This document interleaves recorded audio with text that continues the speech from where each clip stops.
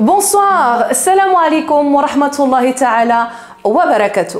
Chers frères, chères sœurs, bienvenue dans votre émission Le Mimi Show, édition spéciale Ramadan. Ce soir, au menu, au programme de votre émission, on va parler de différents thèmes toujours aussi très importants. On va parler notamment d'une valeur très importante durant le mois du Ramadan. Il s'agit du partage ainsi que de la sadaqa. Ce mois béni est également le mois du pardon. On va y revenir en détail. Le mois du Ramadan nous permet notamment de pouvoir améliorer notre bon comportement. On va y revenir là-dessus et également on aura une petite mise en scène pour aborder ce sujet. Durant ce mois béni, il y a également un ingrédient qui s'invite beaucoup, cette fois-ci en fin de repas. Il s'agit du thé, une boisson avec plein de bienfaits. On va y revenir en détail et on aura également le plaisir d'avoir une belle recette de thé à la menthe. Et pour clôturer votre émission, on annoncera également les deux vainqueurs du concours qui remporteront chacun une somme de 50 €. C'est parti pour l'émission de ce soir. Le mois du Ramadan nous permet, nous musulmans, de pouvoir décupler nos bonnes actions via le partage ou encore via la sadaqa, via l'aumône. C'est l'occasion de pouvoir tendre la main envers son voisin ou envers son prochain. Il y a plein de façons de pouvoir faire du partage autour de soi. Tout comme simplement partager une partie de son repas, que ce soit avec ses voisins ou encore avec des personnes de son entourage ou mieux même des personnes dans le besoin. Et d'ailleurs notre prophète Mohammed sallallahu alayhi wa sallam nous a rapporté ceci. Celui qui nourrit un jeûneur pour la rupture du jeûne aura la même récompense que lui, sans que cela n'enlève rien à la récompense du jeûneur. Masha'Allah. Donc ici, tout le monde est gagnant. Alhamdulillah. On a aussi la sadaqa, qui est simplement le fait de donner au nom d'Allah, d'offrir ce que l'on peut selon les moyens de chacun. Certains contribuent à la construction de mosquées, d'autres envoient de l'argent aux pauvres. Certaines personnes viennent également en aide aux personnes dans la précarité. Certains donnent aussi de leur amour en rendant visite par exemple aux personnes âgées. Et même ceux qui n'ont pas les moyens de donner peuvent également contribuer à une belle sadaqa en offrant simplement leur sourire, car le sourire est l'une des plus belles aumônes. En parlant de sadaqa, j'en profite pour vous partager une belle action mise en œuvre par l'association Riyad El Amal et Insania. C'est un gala iftar qui aura lieu samedi prochain, le 23 avril, avec comme invité notre professeur Mustafa Kastit. Et il y aura également un groupe Anachid, le groupe El Bayan. Ce gala est réalisé au profit pour la construction d'un orphelinat Al-Husima. L'entrée est de 25 € et j'aurai moi l'honneur et le privilège d'être dans les cuisines pour cuisiner le repas de ce soir-là. Pour toute réservation, ça se passe par téléphone et je vous mets bien évidemment les informations en barre d'infos. Tout de suite, on va parler du bon comportement durant le mois du Ramadan. Mais avant ça, petite mise en scène et on en reparle tout de suite en détail. Non mais qu'est-ce qu'il fait celui-là? Eh mais ça va pas non? Espèce de... T'as de la chance que c'est le Ramadan, je t'aurais pas raté. Oh, en plein matin on me casse la tête. Allô? Salam alaikum. Alaykoum salam.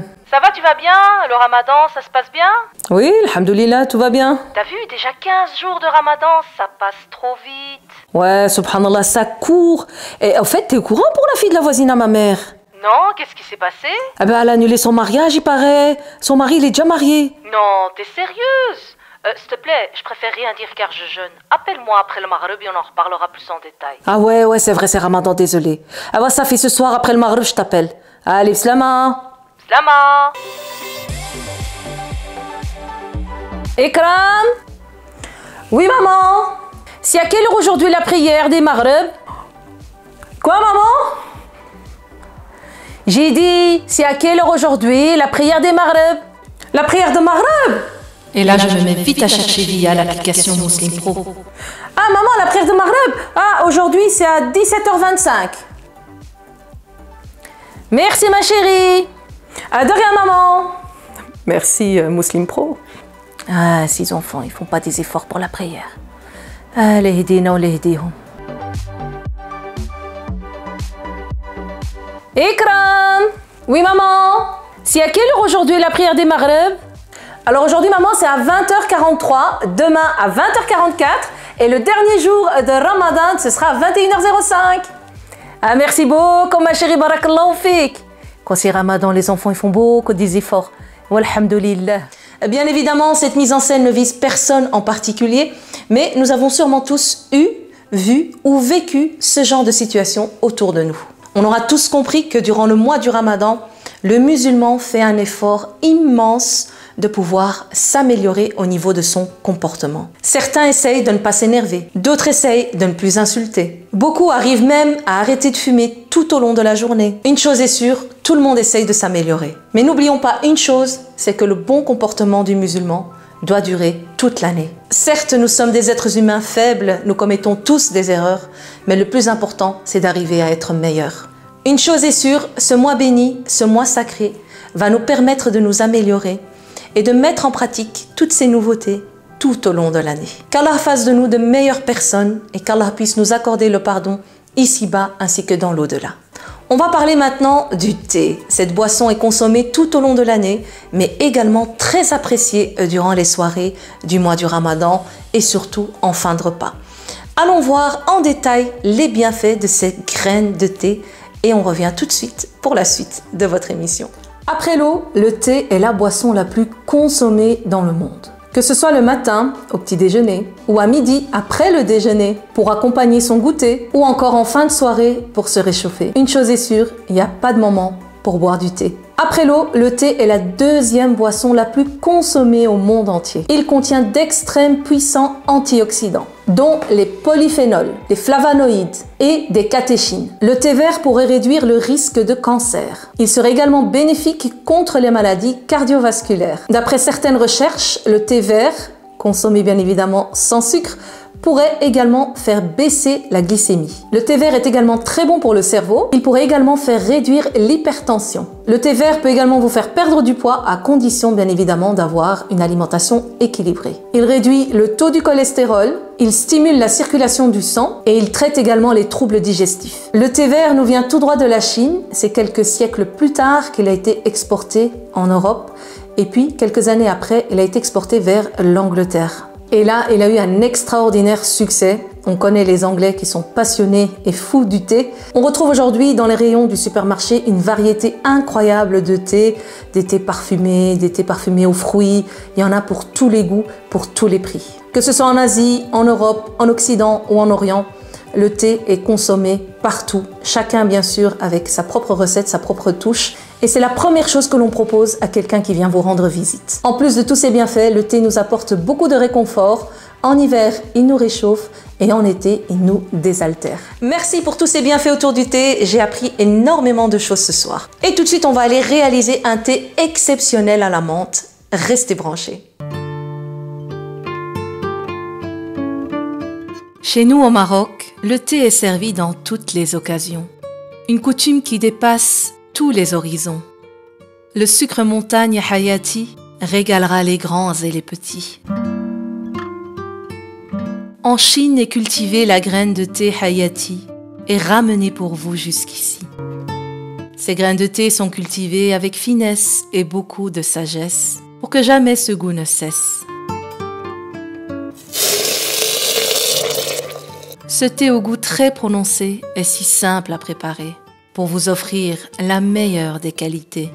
Ce thé vert hors pair vous emporte au-delà des frontières.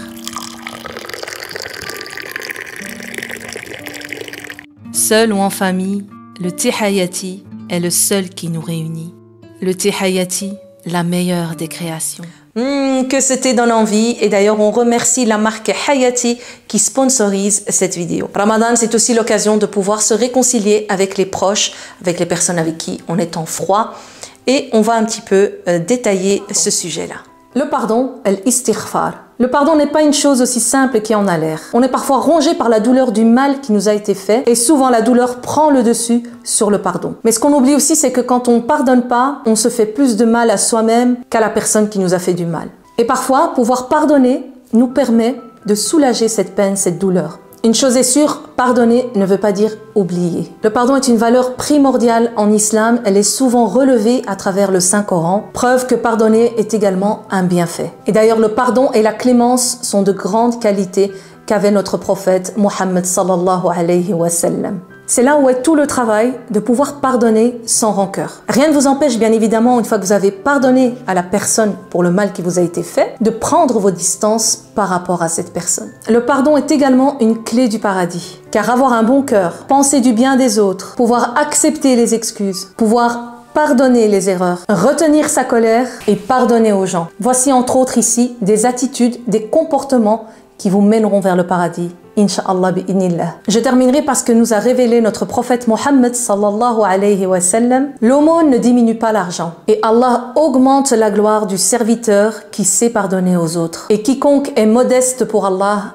Allah l'élèvera. Certes, pardonner n'est pas une chose facile, mais si vous voulez pardonner, ne pardonnez pas pour faire plaisir aux autres, mais pardonnez pour soulager votre peine. En ce mois béni, qu'Allah puisse nous aider à pouvoir pardonner et ainsi pouvoir nous rapprocher. Merci pour toutes ces magnifiques explications et je profite moi aussi à travers cette vidéo pour vous demander pardon à vous, mes abonnés, si j'ai pu dire ou faire quelque chose qui vous a déplu, et bien mes excuses les plus profondes.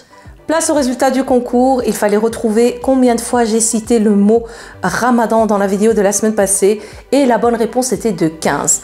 On a fait un tirage au sort, Salima et Soraya ont choisi 2 personnes qui ont donné la bonne réponse.